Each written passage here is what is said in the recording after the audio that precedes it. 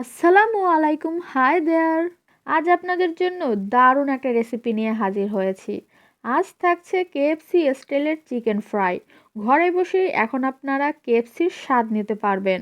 চলুন তাহলে মূল ভিডিওটা দেখে নেই। তবে যাওয়ার আগে যারা এখনও চ্যানেলটি সাবস্ক্রাইব করেননি তারা ঝটপট সাবস্ক্রাইব করুন, পাশে থাকা বেল আইকন হিট করে দিন যাতে আপলোড করা ভিডিওর নোটিফিকেশন সবার আগে আপনাদের কাছে পৌঁছে যায়। ভিউয়ার্স, এখানে আমি 10 পিস চিকেন নিয়েছি।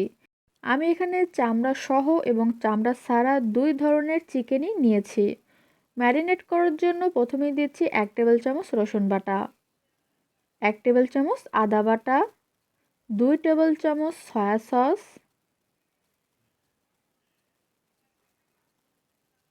এবার দিব 1 টেবিল চামচ ফিশ সস। ফিশ সসটা অবশ্যই দিতে হবে যদি আপনারা কেএফসির স্বাদ পেতে চান। দিয়ে দিচ্ছি 1 চামচ লাল মরিচের গুঁড়া, স্বাদ মতো লবণ, 1 চামচ কালো গোলমরিচের গুঁড়া, হাফ টেবিল চামচ মিক্স হার্ব। এটা আপনারা সুপার শপ কিংবা গ্রোসারিসের দোকানে পেয়ে যাবেন। এখন আমি সবগুলো উপকরণ মাংসের সাথে ভালো করে মেখে নিব। আপনারা ট্রাই করবেন এটাকে হাত দিয়ে ম্যারিনেট করার, তাহলে প্রতিটা মাংসে মশলাগুলো ভালোভাবে লেগে যাবে। ভালো করে এটাকে ম্যারিনেট করার পর মিনিমাম 2 থেকে 3 ঘন্টা কিন্তু রেস্টে রাখতে হবে।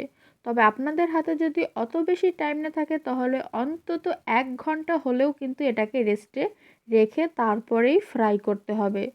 আপনাদেরকে দেখে দিচ্ছি, দেখুন আমি কিন্তু চামড়া ছাড়া মাংস নিয়েছি। চামড়া খুলে গিয়েছিল তাই ভাবলাম আপনাদেরকে দেখিয়ে দিই যে চামড়া ছাড়া তৈরি করলে কেমন দেখাবে। ম্যারিনেট করা হয়ে গেল, এখন এটাকে অবশ্যই ঢেকে তারপরে 2 থেকে 3 ঘন্টার জন্য রেস্টে রেখে দিব। ভিউয়ার্স, 3 ঘন্টা পর ফিরে আসলাম। এখন আমি বাটার মিল্ক তৈরি করব। এর জন্য নিয়েছি 1 কাপ কাঁচা দুধ আর এতে 1 চামচের মতন লেবুর রস দিয়ে 20 মিনিট এটাকে রেখে দিব। অবশ্যই নেড়ে তারপর রাখবেন। ভিউয়ার্স, 20 মিনিট পর আবারও ফিরে এসেছি। দেখুন আমাদের বাটার মিল্কটা একদমই রেডি। দুধটা ছড়া কেটে গেছে। আপনারা চাইলে এভাবে ঘরেই তৈরি করতে পারেন, আবার চাইলে কিন্তু দোকান থেকে কিনেও ইউজ করতে পারেন। সো ভিউয়ার্স, এখন একটা ডিম আমি একটা বাটিতে ভেঙে নিচ্ছি। তারপরে খুব ভালো করে ডিমটাকে ফেটিয়ে নিতে হবে। ডিমের সাথে লবণ বা অন্য কোনো উপকরণ দেওয়ার কোনো প্রয়োজন নেই। খুব ভালো করে এটাকে ফেটিয়ে নেবেন, একদমই পাতলা করে নেবেন। দেখুন আমার ডিমটা একদমই রেডি। এবার আমি বাটার মিল্কের সাথে ডিমটা ভালো করে মিশিয়ে নিব।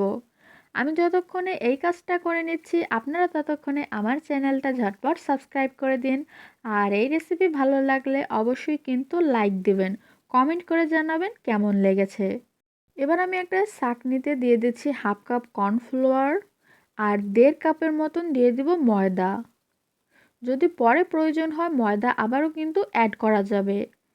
এখন এতে দিচ্ছি 1 চামচ সাদা গোলমরিচের গুঁড়া আর 1 টেবিল চামচ পেপরিকা। আরও দিয়ে দিব হাফ টেবিল চামচ লাল মরিচের গুঁড়া আর হাফ টেবিল চামচ লবণ। এখন আমি ভালো করে চেলে নিব যাতে ময়দায় থাকা বড় লাম্পসগুলো ভালো করে মিশে যায়। দেখুন সবগুলো উপকরণই ভালো করে চালা হয়ে গেছে আর এতে কোনো বড় লাম্পস নেই। এর জন্য আমি পেপরিকা আর লবণটুকু আবারও মিশিয়ে দিলাম ময়দার সাথে। এবার এই উপকরণগুলো একটা চামচ দিয়ে আস্তে মিশিয়ে নিতে হবে। ভিউয়ার্স, আমি আপনাদেরকে মাংসটা দেখিয়ে দিচ্ছি। দেখুন এটা একটু ড্রাই হয়ে গেছে, এর জন্য আবার আমি মশলার সাথে এটাকে হাত দিয়ে মেখে নিলাম। কারণ ড্রাই থাকলে কিন্তু ময়দার সাথে ভালো করে এটা লাগবে না। সো ভিউয়ার্স, আমি অন্য একটা পাত্রে ময়দার মিশ্রণ নিয়ে নিয়েছি। এবার মাংসটা দিয়ে 1 মিনিটের মতন এভাবে চেপে চেপে ময়দা মাংসের গায়ে লাগিয়ে নিতে হবে। আপনারা ভালো করে লক্ষ্য করুন আমি কিভাবে এটাকে কোট করে নিচ্ছি।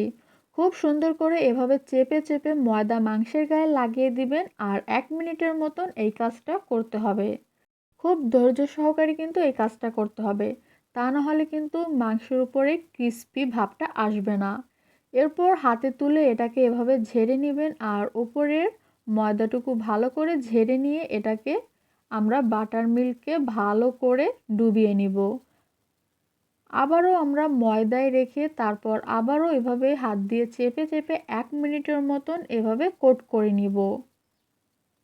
এটাকে যত ভালো করে ময়দার সাথে কোট করবেন এর উপরে তত সুন্দর একটা ক্রিস্পি লেয়ার আসবে।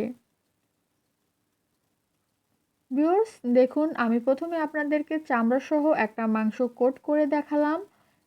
এবার আপনাদেরকে একটা চামড়া ছাড়া মাংস কোট করে দেখাবো।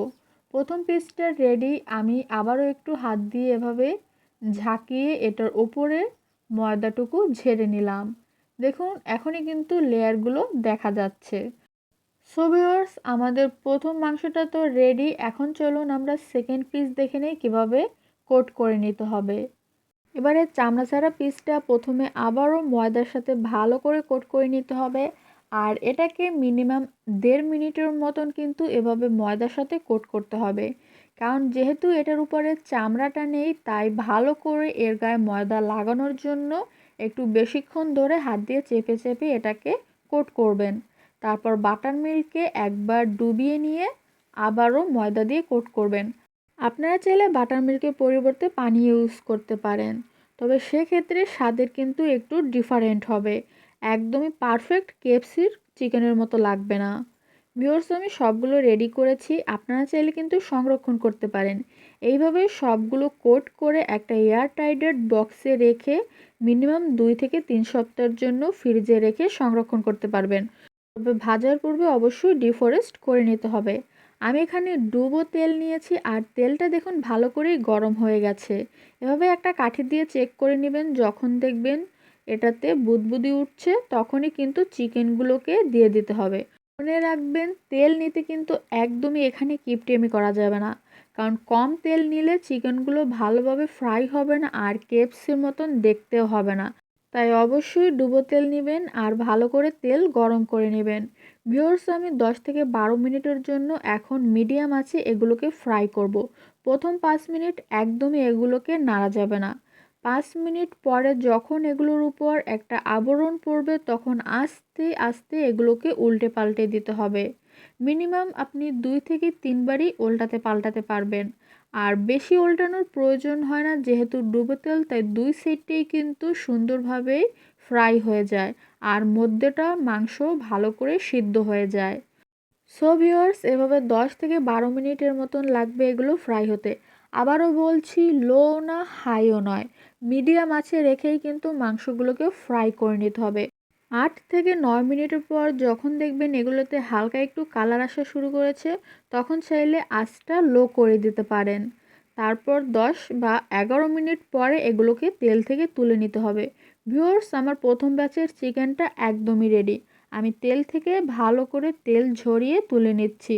এইভাবে আমি সবগুলো চিকেনই ফ্রাই করে নিব।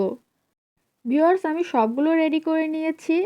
এই মাংসটা হলো চামড়া সহ।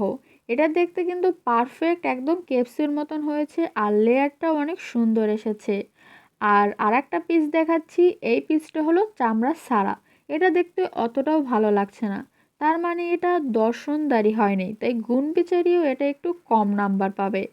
আপনারা যদি তৈরি করতে চান অবশ্যই কিন্তু চামড়া সহই তৈরি করবেন। দেখুন মাংসের ভেতরটাও কিন্তু পারফেক্ট সিদ্ধ হয়েছে।